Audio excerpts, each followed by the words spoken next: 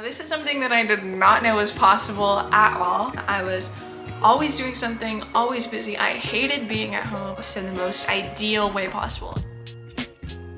Hello YouTube, my name is Lauren and welcome to my channel. We are going to be talking about natural birth. This is my very first video. I have always really felt called to making YouTube videos, and I sort of just feel like this is kind of the path that I want to be taking in life, at least for now. I'm really happy that you're here. I'm gonna try to work past the nervousness I'm feeling right now talking to a camera in my living room and just get right into the video. I am currently 32 weeks pregnant. I am also 21 years old. This is my first baby. I am planning on having a natural birth. So first, what is a natural birth?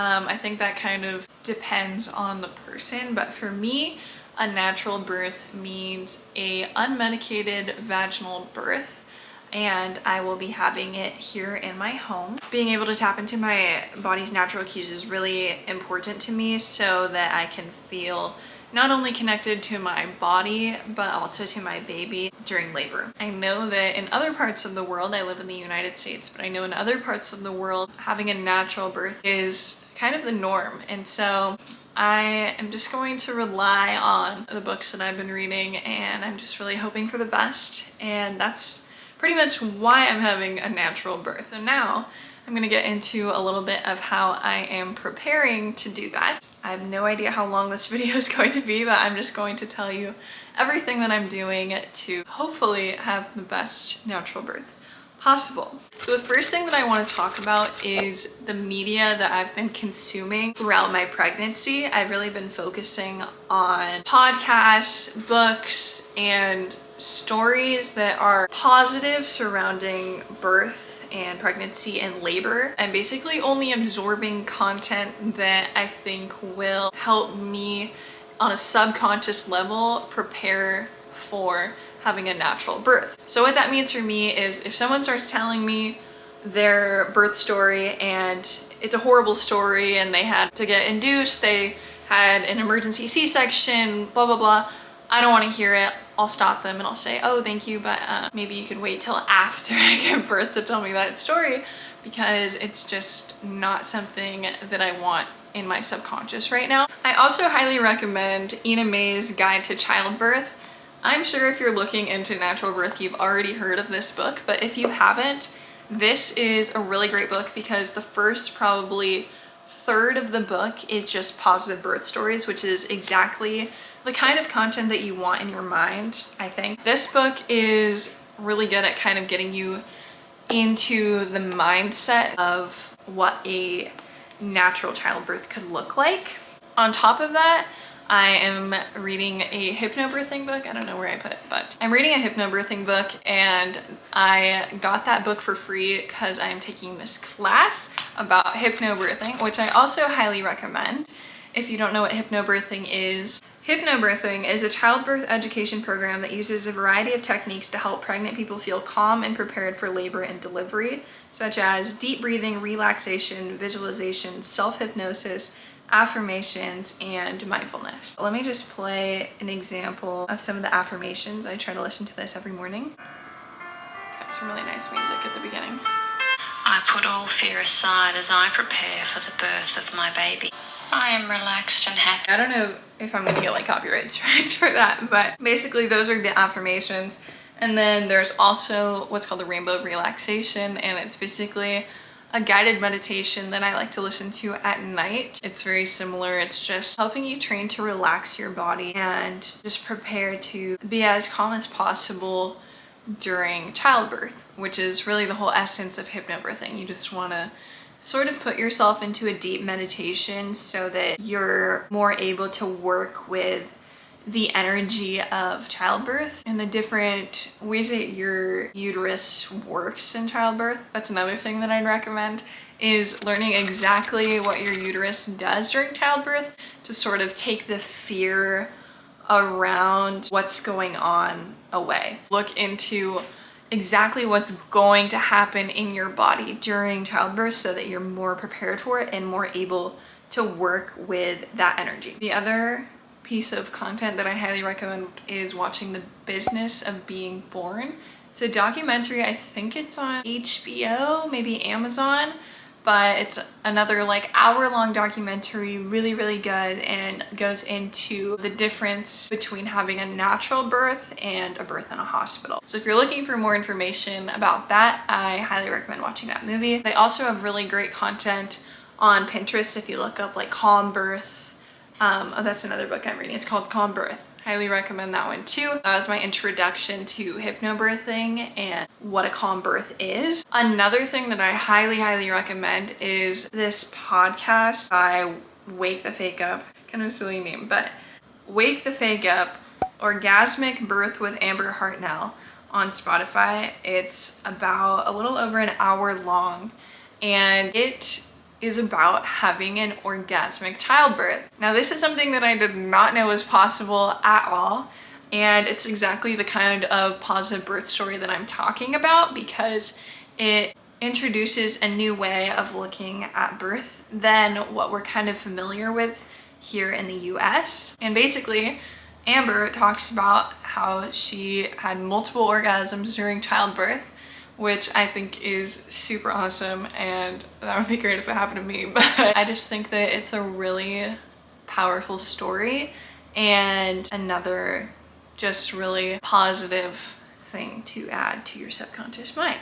Highly recommend that podcast, and I just suggest looking at only positive birth stories from this point on. So another thing that I've been doing pretty much every day is stretching and doing light exercises on my birthing ball. I got this birthing ball from Amazon, and it has been so great at helping me sort of loosen up my hips, which I think is really important, especially once you get to the 3rd trimester, to just keep everything like loose and open. I think the birthing ball is really good for that. I think it also helps put your baby in the the optimal position for birth. I think that the more that you're on it, it helps your baby get into the right position. It's also just fun to be like bouncing on the ball. Next thing that I've been doing is exercising pretty much every day, or as often as I can. What that looks like for me is walking every day, or at least trying to walk every day. I read somewhere that the more that you walk,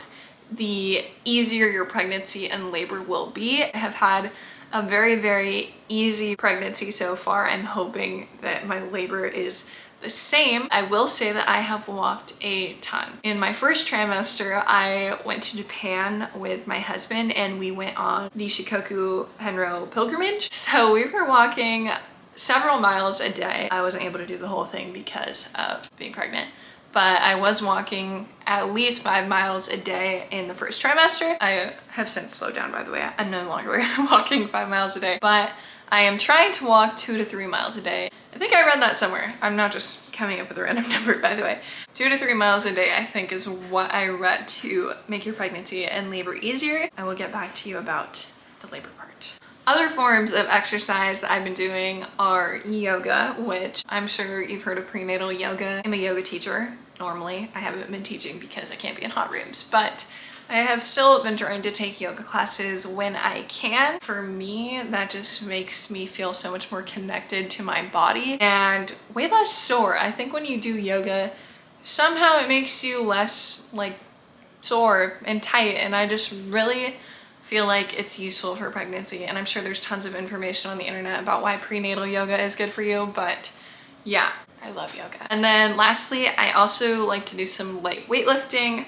Earlier in my pregnancy, I was going to the gym with my husband and lifting heavier, but now that I'm in my 3rd trimester and sort of like since the end of the 2nd trimester, I've really taken it down, and now I just do some exercises with some 8-pound dumbbells. I just think it's good to keep up your strength. I'm sort of just preparing for the baby, like, you know, lifting the baby up, pushing stuff around. I don't know what I'm gonna need to do, but it's always good to feel strong, right? That's pretty much all I've got for exercise. Another thing that I'm doing, and this may be a little bit granola, EMF protection. What are EMFs?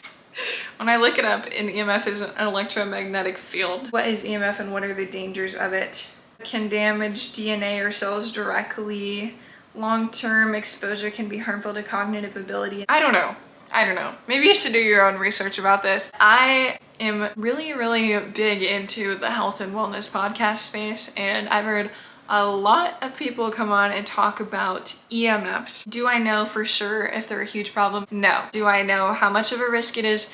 No. Am I willing to take a chance? Not really. So that's kind of why I am just taking the precautions to protect myself from EMFs in case they are something that can be damaging. I've read that it can be especially bad for pregnant women, and so I, being pregnant and thinking about my baby all day long every single day, have just taken it upon myself to get an EMF blanket. And that's really all I've done to protect myself. And I also make my husband turn off the Wi-Fi at night when he remembers. I have this blanket and I put it on my belly and my lap when I'm using my laptop, because I like to sit with my laptop right on top of my lap. And you know, if that's producing harmful things, I don't want that in my body. I don't want that in my baby's body. When I'm driving long distances, I'll put that on my lap as well. But again, this is something you can maybe do your own research on, but that's just what I have read and seen in the media that I've been consuming lately. Another thing that I've been doing, and this is honestly maybe my number one most important thing that I recommend, and that's eating healthy and nutritious foods. I preferably like to eat organic food. There's plenty of reasons why you can look into them on your own. I think that eating healthy has made the biggest difference in my mindset and in the way that I navigate and see the world. I literally feel like on the days that I don't eat in this healthy way, I feel so much more out of it and just worse somehow. If you don't believe me and you've never eaten healthy, I recommend you try it for like a week and just see how you feel, because the difference is so big. Also, it's good for the baby and for you. Eating healthy is good. Everyone knows that. Also, a little note on dates. My midwives told me that the main benefit of these is the fiber that it gives you, which allows your body to eliminate better, which leaves more room for the baby. And they said that's what contributes to an easier labor from eating these. But I'm not really sure if that's true. I don't know what's true, but I'll probably still incorporate a couple of these in my diet as I get closer to labor. But they do have a lot of sugar, so maybe I'll just have like 1 or 2 a day. I don't know. I am no doctor. I can't really recommend supplements because I don't know how your body works, and there might be some things that would be more beneficial to you or less beneficial to you than what I take, but I will share what I take in case you want to look into it and get some inspiration. I wake up in the morning, I take a probiotic. I use the Just Thrive probiotic. I really like it. I think it's really gentle. I actually have that either with breakfast or right before it. It doesn't hurt my stomach and makes me feel good. Then I'll usually take a vitamin C supplement. I use the Symbiotica vitamin C, although I read somewhere that ascorbic acid is not the best method for taking vitamin C, so I might switch that out. But until I run out of that, I am taking vitamin C. Around lunchtime, I'll take my Ritual prenatal vitamin. I really like how it has traceable ingredients and you can see where everything comes from. I think that's really awesome. I also take a biomineral supplement. I only take half a dose, and the reason that I take it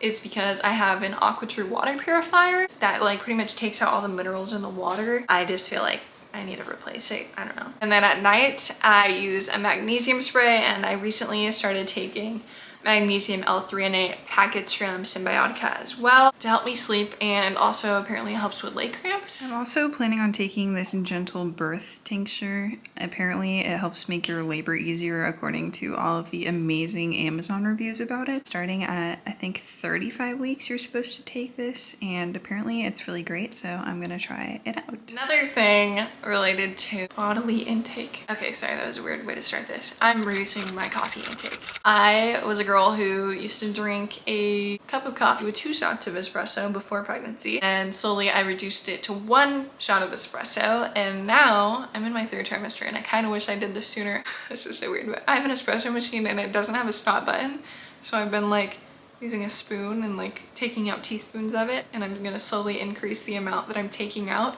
until I get to 0, so that I have like a slow decline, because whenever I just cut out caffeine. Oh my gosh, I'm literally miserable for like a week. So I'm hoping that this method helps me with the withdrawal symptoms. The reason that I'm doing that is because I don't want my baby to be addicted to caffeine when he comes out. I also don't want to be worried about making a cup of coffee every day while I'm breastfeeding. Intuitively, I just feel like there's something not great about having caffeine during pregnancy. Now to switch it up a little bit, another thing that I do is I like to dry brush at night. I take showers at night, otherwise I'd say dry brush in the morning, but I take them at night, so I just dry brush at night when I shower. After I shower, I use the Golden Secrets Womb Wisdom Oil. Now let me just say, I don't have any stretch marks. Could be my age, could be genetics, could be the Womb Wisdom Oil. I don't know. Obviously, I'm not sponsored because I don't have any subscribers, but I will say no stretch marks, and this oil smells delicious and feels awesome on my body, and I highly recommend it. The next thing that I want to talk about is the pelvic floor and pelvic floor strengthening. I have been trying to get a hold of a pelvic floor therapist for probably a month or two now. If I had known it would be this difficult, I would have started looking a lot sooner, but apparently they could be really helpful in helping you figure out the kind of exercises that you should be doing. Like for instance, some people are really tight down there, in which case they need to learn how to like open up and relax more.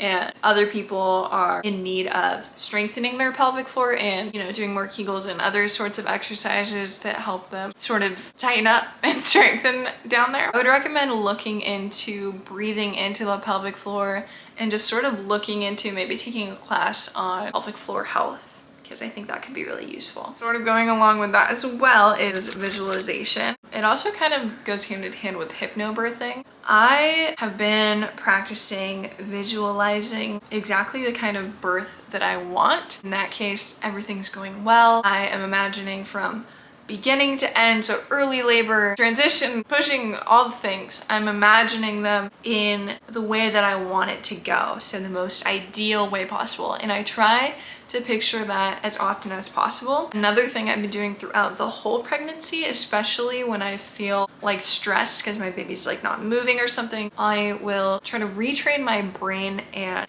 think about him in his like most peaceful state, like he's just sleeping in there with a little smile on his face.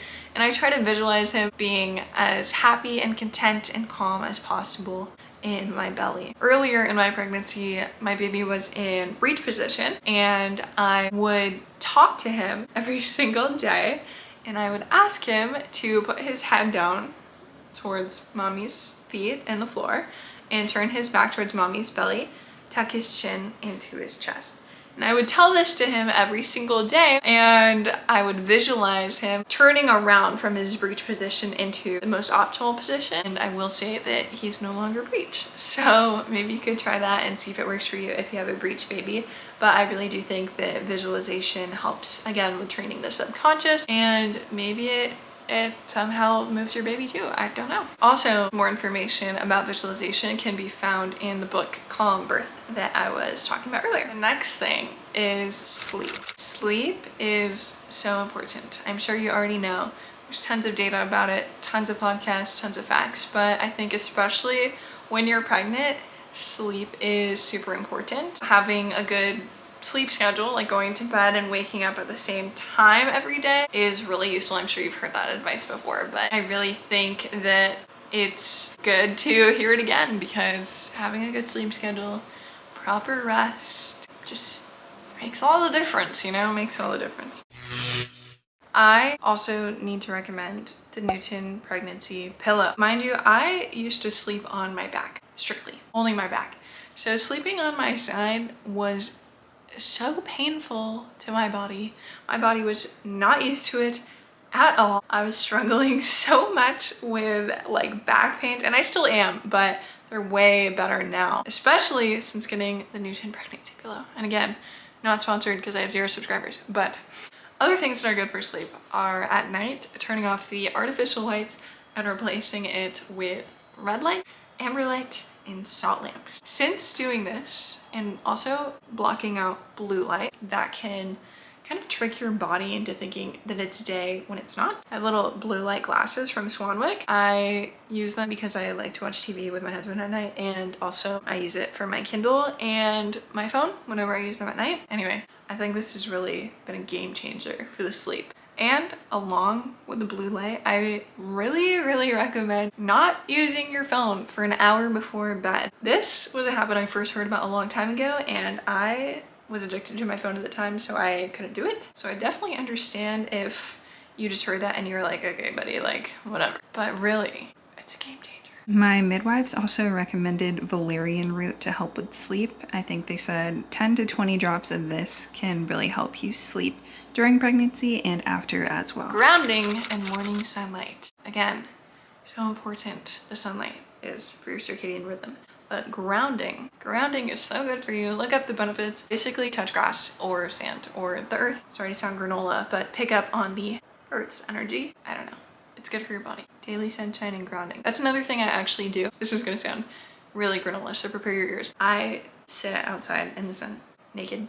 If that's not possible for you, I get it, but if it is, apparently sunning your nipples prepares them for breastfeeding. So if that's something you're planning on doing and that didn't sound totally crazy to you, I do that for like 15 minutes and only in the early morning because obviously that would suck to sunburn your private parts. Switching to non-toxic stuff. Does this have anything to do with having a natural birth? Not really, but it does have a lot to do with keeping you and your baby healthy. I just sort of went down the non-toxic rabbit hole, and I will be making another video about what's on my registry, and I have tried tirelessly to make it as non-toxic as possible. So if you need some advice on that, that's coming soon. I switched all of my kitchen pans and things to stainless steel, ideally Caraway, but Caraway is really expensive. On Amazon though, they have this company called Red Chef. They also make non-stick pans. I also use bamboo utensils or stainless steel. Another thing I did is changed out all of my cleaning products. Brand Basics is really great. There's a lot of information out there about how cleaning products, laundry detergent, dishwashing detergent, all the things can potentially be toxic for you. I have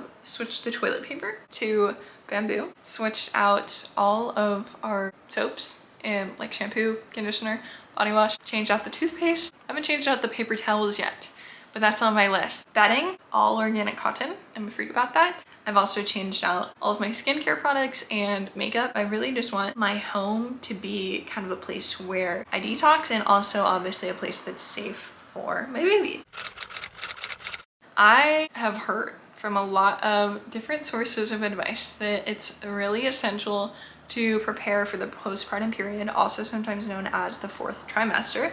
In fact, I highly recommend reading the book, The 4th Trimester. The reason for that is because you have this big hormone drop and rest is really important during this time period. And basically, I just think you would benefit so much from getting really informed about what this period looks like. The books that I recommend about that are The First 40 Days and The 4th Trimester. The First 40 Days is a book that talks about a 40-day rest period where you sort of room in with your baby at home and don't really do much. You sort of spend a lot of time in and around your bed for the first couple of weeks and then just at home for literally 40 days. That doesn't mean you don't go outside or anything, but you really want to prioritize rest. And in other parts of the world, this is common, this is tradition, and this is cited to be the reason that older women have good health later in their life. Whether that's true or not, I don't know, but it is something that I will be practicing with my baby. Since I'm doing that, I have also been training my body to rest. Before this pregnancy, I was a go type of person. I was always doing something, always busy. I hated being at home. I was ready to do my next activity the second one was finished. I realized that that's just kind of not gonna work when I have a little baby that I need to spend 40 days at home with. And so I have been sort of practicing spending more time at home, longer days at home, more time resting, less time being so go. Basically slowing down, relaxing. This is all part of the things that your body needs during the postpartum period. I think that during pregnancy is a good time to start learning how to rest because Rest is so important for your body and also for your baby while you're pregnant. It's like getting so hot now. But last but not least, I wanted to discuss some of my book recommendations with you. I am a huge reader and I'm also a really fast reader. So I have quite a few book recommendations for those of you who like to read as well. I suggested Ina May's Guide to Childbirth. This is not necessarily about a natural birth, but it is about sort of holistic childcare and using homeopathy to, care for your baby. So I also recommend Natural Baby and Childcare. My camera's about to die, but I recommend Your Body is Magic and Natural Hospital Birth in case you are having a hospital birth. I also recommend Calm Birth. And finally, I recommend Conscious Parenting to just feel more confident in your natural parenting abilities. I'm sure there's some other ones that I might throw in the description. Those are all some great books, great resources. And for more resources, I highly recommend looking at evidence-basedbirth.com and listening to their podcast. That will help you learn more about what birth can look like for you. And with that, my mouth is so dry and I'm so out of breath and tired now. That took way more energy than I thought it would, but thank you so much for watching this video. My name is Lauren Nelson and I'm gonna call this channel Mommy Matters. Okay, of course my camera would die within literally a minute or two of me finishing this video. The rookie YouTuber in me is showing. But if you enjoyed this video, please don't forget to like and subscribe down below. Again, thank you so much for watching. I hope you enjoyed and I will see you around in my next video. Hopefully. Okay, thanks. Bye.